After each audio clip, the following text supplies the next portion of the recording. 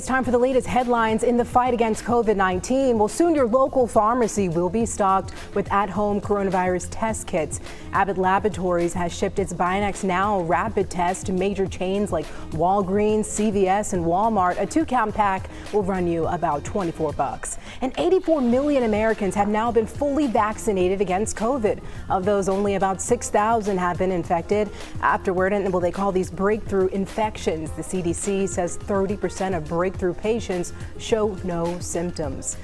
Thinking about international travel, that's the question this morning. The U.S. is warning against travel to 80% of the world due to coronavirus. The State Department plans to issue guidance for traveling to each individual country in the coming week. And researchers at Texas A&M University say they've identified a new variant of COVID-19. They're calling it BV1 for Brazos Valley. But now they've only seen it in one patient who showed mild symptoms, but they seem to be long-lasting. And that's a look at your COVID rush.